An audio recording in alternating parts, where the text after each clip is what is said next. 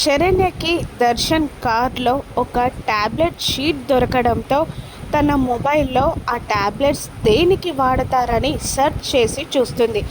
దాంతో రిజల్ట్ చూసి శరణ్య షాక్ అవుతుంది. ఇదొక మత్తు కారకం. ఇది అతి నిద్రని కలిగిస్తుంది. డాక్టర్ల సూచన లేనిదే ఈ ట్యాబ్లెట్ వాడడం ప్రమాదకరం అని రిజల్ట్ చూసి శరణ్య షాక్ అవుతుంది. ఇంత ప్రమాదకరమైన నిద్ర మాత్రలు ఆయన కారులో ఎందుకున్నాయి అని అనుకొని దర్శన్ దగ్గరికి వెళ్తుంది శరణ్య.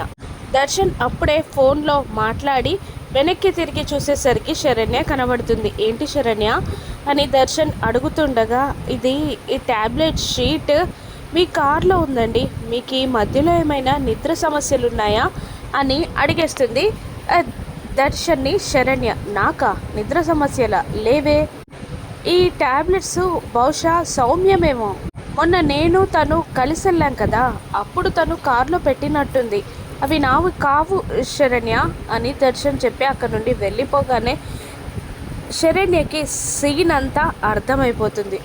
ఆ రోజు కారులో వెళ్తున్నప్పుడు వాటర్ బాటిల్లో ఈ స్లీపింగ్ ట్యాబ్లెట్ వేసి సౌమ్య దర్శన్కి ఇస్తుంది. దాంతోనే మత్తుతో పడిపోతాడు దర్శన్.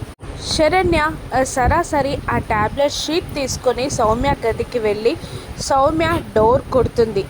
చెప్పండి మేడం అని డోర్ ఓపెన్ చేసి సౌమ్య శరణ్యని అడుగుతుండగా, ఈ ట్యాబ్లెట్స్ నీవేనా అని అంటూ ఆ ట్యాబ్లెట్ షీట్ను చూపిస్తుంది శరణ్య. ఒక్కసారిగా ఆ ట్యాబ్లెట్స్ని చూసి షాక్ అవుతుంది సౌమ్య భయపడడం శరణ్య గమనిస్తూనే ఉంటుంది. ఏమీ మాట్లాడకుండా సౌమ్య శరణ్య వైపు భయంగా చూస్తూ ఉంటుంది. సౌమ్య కుట్రని శరణ్య బయట పెడుతుందా, తన ఉచ్చు నుండి శరణ్య బయటపడుతుందా? రాను ఎపిసోడ్స్లో చూద్దాం. Thank you for watching.